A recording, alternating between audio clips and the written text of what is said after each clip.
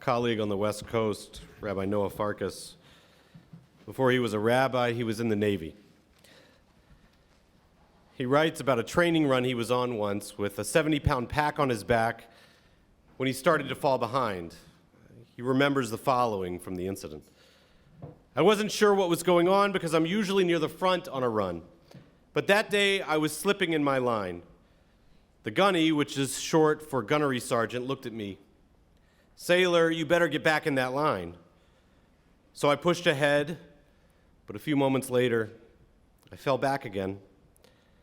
Gunny came right up beside me and said, Sailor, are you in pain? Yes, I said, as I felt the heaviness on my back and the strain on my legs. Are you sure, son? He said, because pain is the feeling that something is broken, like your body ain't working right. So is your body working? Noah said, yes. Then what you are feeling, son, is discomfort. And that's not in your legs or your back. That's happening here, he said. And he touched Noah's helmet. You get your head right, your legs will do the rest. What he calls discomfort, I'll call tonight suffering. Pain and suffering. They aren't the same thing. They feel the same, they hurt. Even the legal system terms pain and suffering as a single phrase when awarding damages to a victim. But we should not, because they are different. And we should treat them differently. And when we do, when we find that pain is something over here, something that we must live with, we will find that suffering, on the other hand, suffering is an opportunity. Suffering is an opportunity to live a better life. But too often, like Noah on that run, we don't know the difference. We simply feel the hurt, the injury, the brokenness, but we don't separate them. This is particularly true in our relationships with those we love and the way we care about ourselves. What is pain? Pain is in my ankle because I don't know how to jog correctly. Pain is in my back because I don't know how to sit correctly. Pain is in my tush because I live with 3 kids. They all know how to push my buttons better than anyone. That is pain. But it's not the pain I'm referring to tonight. This past spring, I had the chance to learn from those cheeseheads in Wisconsin at the University of Wisconsin about grief. The best lesson that I learned was, I have a lot to learn. Tonight on Kol Nidre, we look for what troubles us most. So tonight, the pain that I want to refer to is the pain that cuts the deepest. It's not felt in our legs as it was for Rabbi Farkas, nor is it in our tuchus with our family. It's the pain we feel internally, the pain of loss, the loss of a person we loved, the loss of a dream we had perhaps, the loss of hope we held, because one of the great lessons I learned last spring is loss can be extended to lots of areas of our lives. This deep pain is the pain that hurts organs we don't have words for. And yet it is as real as a heart attack. We see it and feel it. It overtakes us. And what makes this pain unique is that there may be no one to blame for it, and there's probably no way to get rid of it. In her book, It's Okay That You're Not Okay, psychologist Megan Devine writes the following. Pain is pure, this pain in particular, and it needs support rather than solutions because it cannot be fixed. She first learned about the pain of loss when she was getting her master's degree in psychology, but admittedly did not understand it until she lost her husband in a drowning incident weeks before he turned 40. No matter what anyone else says, she writes, this sucks. What is happening cannot be made right. What is lost cannot be restored. There is no beauty here. You are in pain. It can't be made better. Some things just can't be fixed. They can only be carried. That is pain. And yet, as she experienced, like many of us, that's not how we respond to it.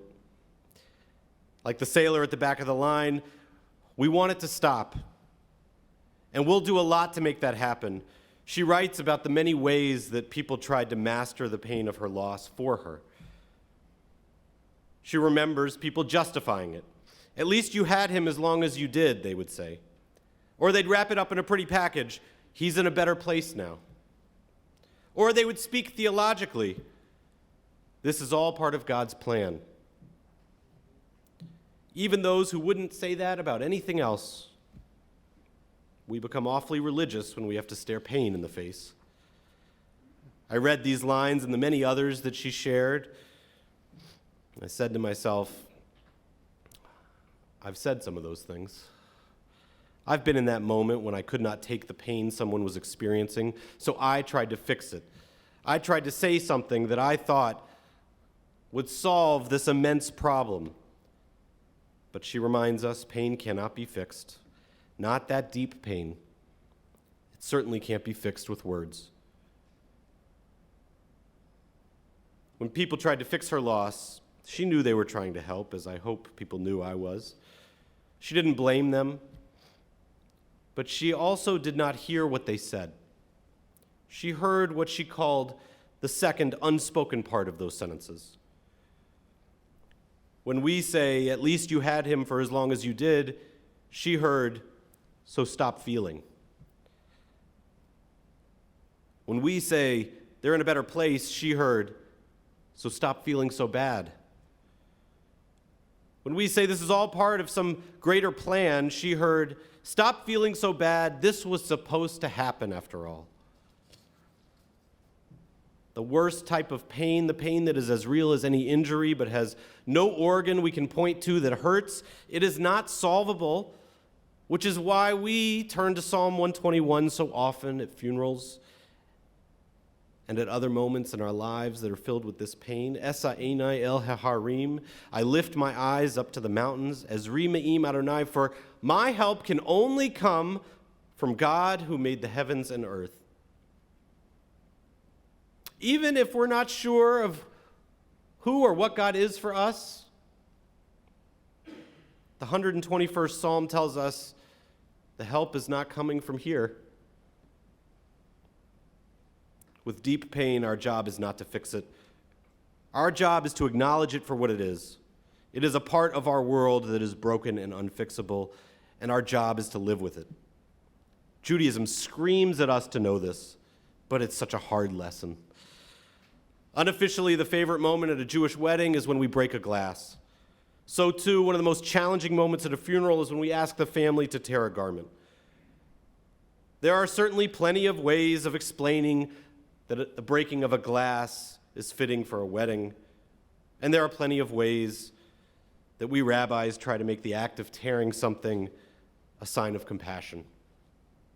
But ultimately, Judaism has a message for us when we are at the highest moments in our relationships and when we are at the lowest. If we are lucky enough to live long enough to love and be loved, then we will be torn and we will be broken. When Moses received the first set of tablets, he was so devastated by what the people had done in his absence, he broke the tablets themselves. But perhaps the message comes in what happened next. We're told in a great midrash by Rabbi Schulweis that when he went back to make the new tablets, he asked God, well, what do I do with the old, the ones that I broke? God replied, don't discard them, don't forget them, and don't deny them. The shattered tablets are real, and within them lies the sanctity of truth. We break a glass at a wedding, we tear a garment at a funeral, we keep the tablets that we broke because part of life is living with the unexpected, unfair, and unsolvable pain. We break a glass and tear a garment and hold on to broken tablets because if there is a cause to such a pain, it is that we had the courage to love, to hope, to dream, and to live. And so we go into life knowing the risk, even if that risk will bring hurt. Our job is to feel it, to cry, to be angry, to laugh at the absurdity of life at times, to yell at God, especially on this day, to carry what is broken, to hold the pain as we continue our life's journey. But suffering is far different. First, suffering always has an origin. It comes out of pain, especially the deepest pain. But unlike that pain, even the worst suffering has a solution. So while we carry pain, suffering, when used correctly, carries us. A few months ago, a friend and rabbinic colleague shared with me that Molly, one of her religious school students, just 12 years old, had been in a terrible bike accident that eventually took her life. There's no doubt that the worst pain, the most serious suffering, is present when a parent loses a child. It is a fear we all share, whether it's happened to us or not. This accident happened during the height of the pandemic, so adding to the suffering was the fact that Kay, Molly's mother, sat next to her child in the hospital alone. Her husband, nor her other two children, nor any of her support circle could be there. My friend, her rabbi, was heartbroken, as were all those who knew her. But in a New York Times article written about this family, Kay said, "What's so awful about COVID is you're completely alone, and all you have is your phone." Kay's pain was that her child sat critically injured in the hospital. Her suffering, what came from that pain, the pain of the pandemic, was that she was alone. So sitting there, suffering alone, with her phone in her hand, she decided to use it.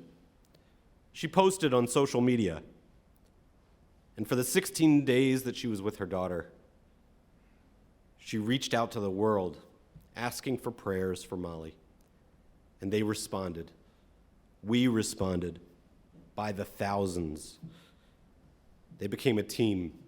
They called themselves Team Molly, many of them having faced their own losses. When asked why she was willing to speak to the New York Times about this recent loss, she explained, as someone who has suffered, someone who's been touched by other suffering can only do. She explained that reaching out during her suffering showed her that there are millions of people suffering, and she wanted to console them the way thousands consoled her. The survivor and great psychologist Viktor Frankl wrote, "Suffering ceases to be suffering at the moment it finds meaning. Unlike pain, it can be transformed. According to Frankl, it can even be eliminated. And in the best situations, it can bring about something good into this world that could not have existed had this situation not come about." Last fall, another psychologist, Betsy Stone, was invited to speak with rabbis in the Reform movement about the challenges our communities were facing during COVID.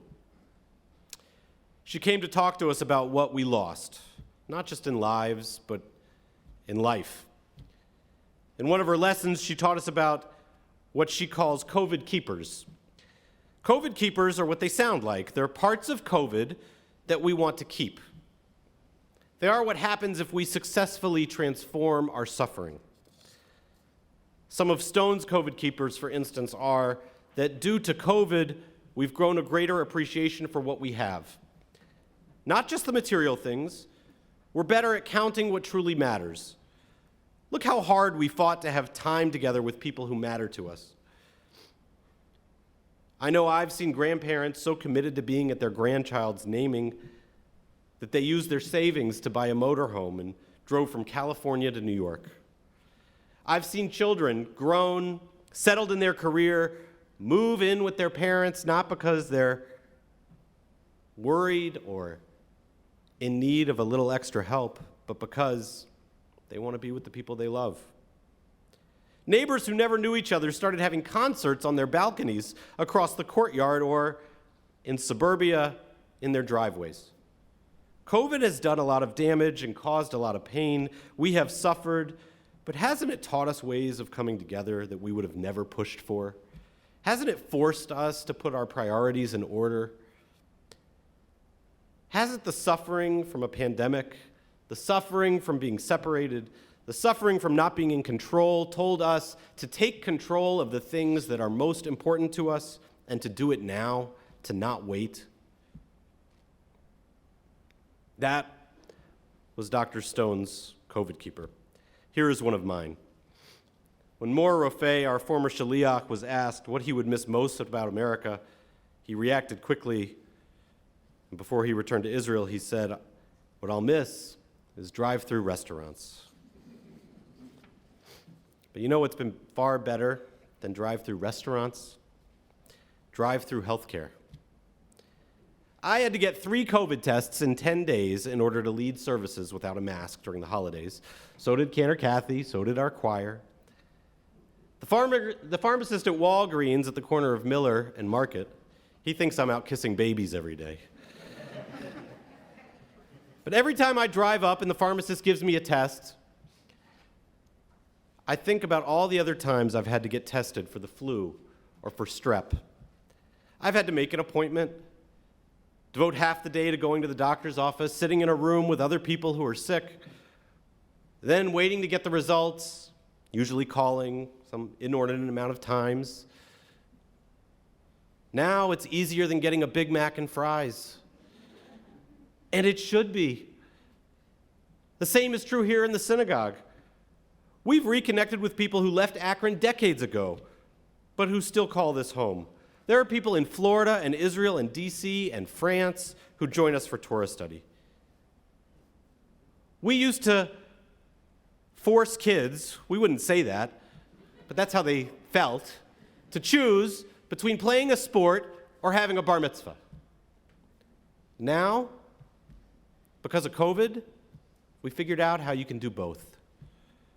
Convenience used to be limited to the corner market and McDonald's. Now, healthcare, religion, your college education, your grandchild, they're all a click away. They are accessible to more people than ever before. And one day, maybe they will be accessible to everyone. And shouldn't they be?